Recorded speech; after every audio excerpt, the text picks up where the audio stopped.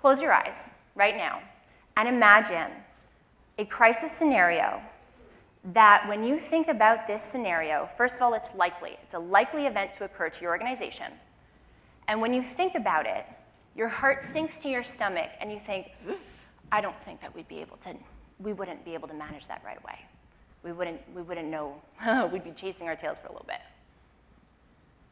Now imagine, that at the breaking moments of that crisis happening, that you and your leadership, your colleagues, they know it, that everybody within the organization, from department to department, from region to region, instinctively will know exactly what their roles and responsibilities are, how to prevent escalation, what's expected of them both by leadership and external stakeholders, and how to go about meeting those expectations.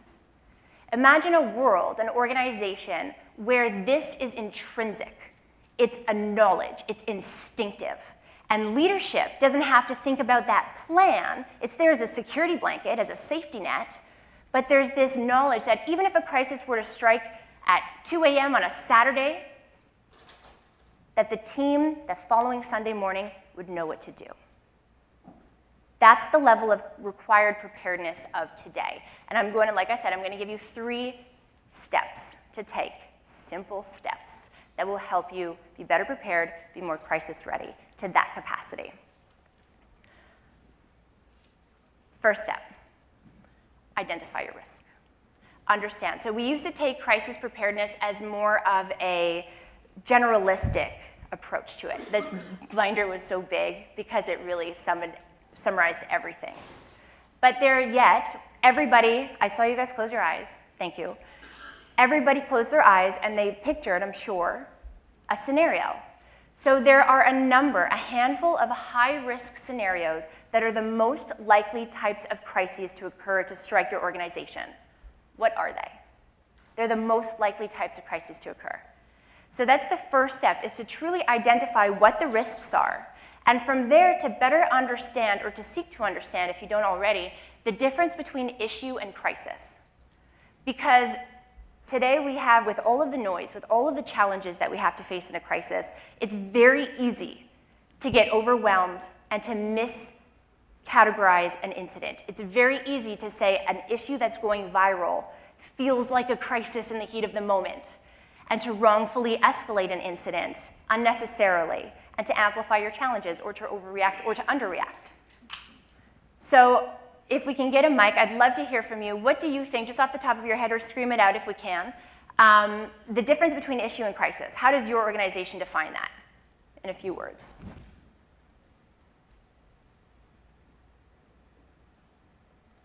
Anybody? Yes? Severity and impact. Severity of impact. Okay. How do you judge that? We use risk assessment tools, time permitting. Okay. You use risk assessment tools, tying it in. That's what you said? Time permitting risk assessment. Time permitting. Okay. Good. That's okay. We'll talk about it. So issue versus crisis. As a baseline, whenever I'm starting with a client, this is what I bring in with me, and then you can take it and you can adjust it to fit your organization. So a couple things. Crisis it's going to stop the organization. It's going to be something that is to a level of potential catastrophe, whether it's talking about long-term impact, negative impact on people, on environment, on operations, on reputation, or on bottom line. It's going to be an event where it's going to be all hands on deck, business as usual kind of stops, at least for some key people. And you have to manage this incident because the long-term impact on those 5 things, people, environment, operations, reputation, bottom line, is at risk. It's that long-term impact factor. Whereas issue, it's a negative event. Issues are negative events. Issues can go viral in a negative way. But the way that I look at that is that, does this negative issue that may be going viral, does it threaten long-term impact on those 5 things? It's a good baseline to start from. And then with that, you can build upon it and really look at your high-risk scenarios and say, okay, when would this be an issue? And when would this start escalating to crisis level? Have these conversations internally. It's really important so that you don't have to rely on time permitting, right, with the tools, which are great tools, but you want it to be intrinsic. I want to play a little game. So because it's very abstract what I'm saying. So I'm going to show you a couple pictures and just scream it out, or we also have a mic, Chris is ready with a mic, and tell me if you think what I'm going to show you was an issue or a crisis, and in a couple words why. Ready? I talked about Emory. Issue or crisis? Issue.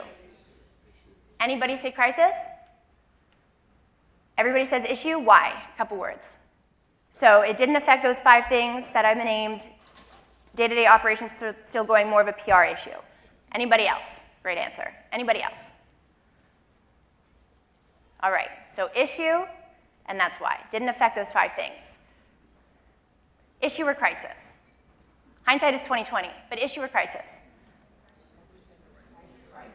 Unanimous. Crisis. Why? Bottom line. Gross impact on the bottom line. Reputation. People. All those things, right? Great. Last one. Crisis. Why? Crisis. Bottom line, operational, reputation. Now, hindsight again being 20/20. This one in particular, foreseeable? Not really? It happened before when airlines had incidents with passengers. Nothing escalated to this point. Nothing went viral to that capacity. It was the perfect storm. When it happened, was it foreseeable? If you looked and you quickly assessed the situation, I see heads nodding yes. When it happened, when that video went out, was it foreseeable? Yeah. Yes, because of those things that we're talking about, right? United took, I believe it was 16 or 17 hours, one of the two, either way, unacceptable, to actually put out a response. And the response was similar to the one that we saw earlier. Did nothing. So foreseeable and yet delayed response amplified unnecessarily the repercussions. Yes? Normally, isn't it that an issue is not dealt with properly and effectively or immediately leads to a crisis? It can. It can. So the question was, normally an issue, if it's not handled properly, it will potentially turn into a crisis. The thing with issues, and this again, everything I'm talking about doesn't matter the size of your organization. This is about business today. It's about people. So the thing with issues is that issues can happen sporadically. They could also happen long-term. They can happen long-term, not impact long-term. Difference. And the thing that you have, the opportunity that comes out of issue is you can respond inappropriately, and each time it happens, rehappens, or a new issue happens, it chips away at your credibility, the trust, and the reputation of the organization. Or, if you can identify them and you know how to respond, then you could do the opposite. You can put goodwill, or increase goodwill. You can build upon the trust and the credibility with your stakeholders of the organization. So issues, we're talking about how to get ahead of the noise and how to be crisis ready so that you know what to do. Understanding this, defining definitions, or the mark point on when it becomes an issue and when it's a crisis, or vice versa, is one of the most important first steps. And it requires conversations to be had internally. It's not something to assume. It's really something to communicate, to discuss amongst your team, because everybody is going to see risk differently. Your CIO is going to be focused on cybersecurity. Your HR is going to be focused on disgruntled employees or workplace violence.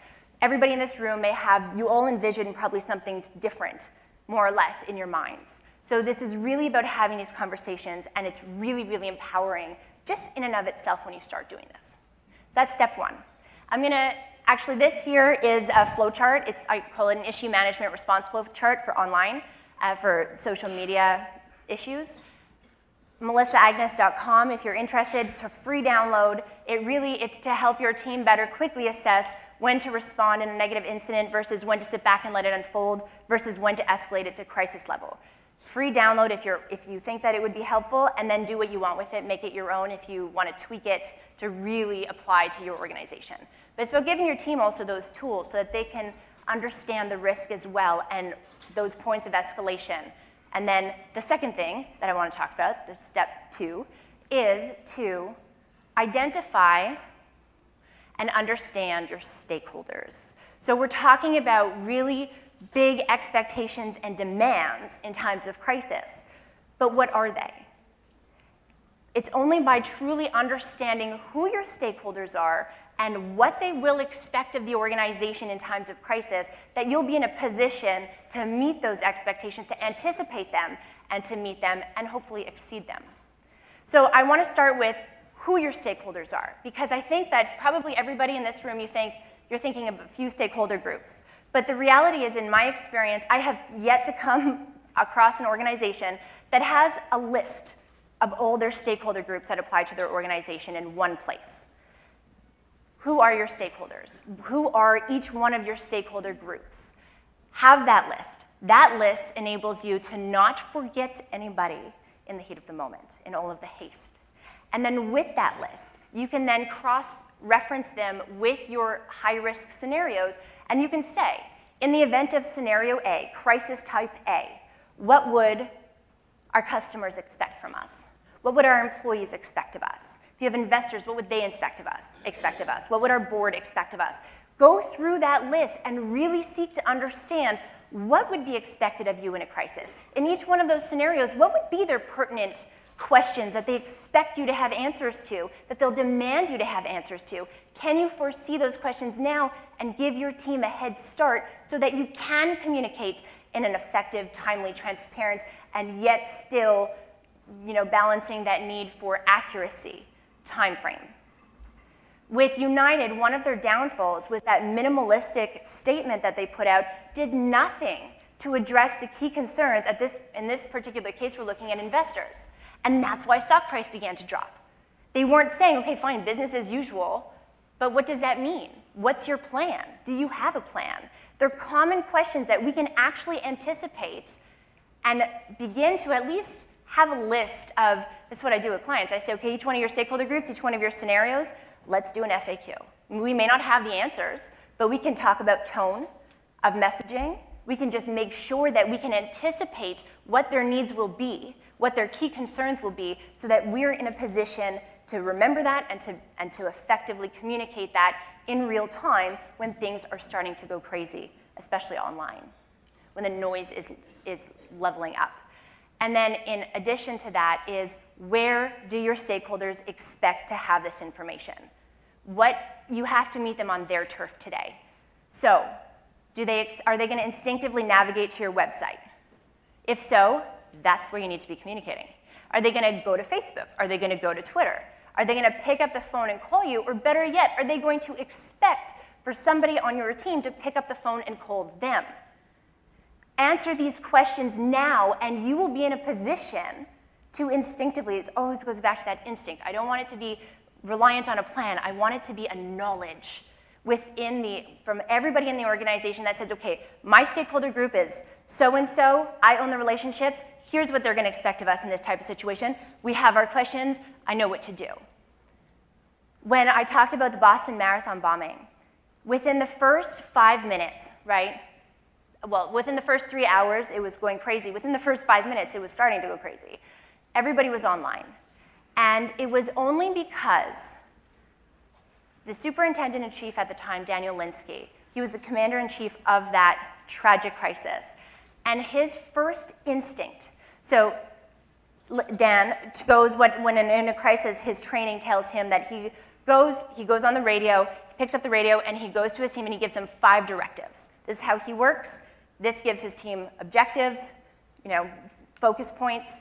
And his 5th thing within the first 5 minutes from those bombs going off was, get on social media. The community is going to need communication.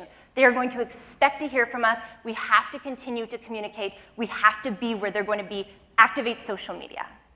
And as a result of that intuition, of understanding that particular stakeholder and what they were going to need in those very, very hectic and discerning times, where nobody knew if they were still safe or if they were safe yet.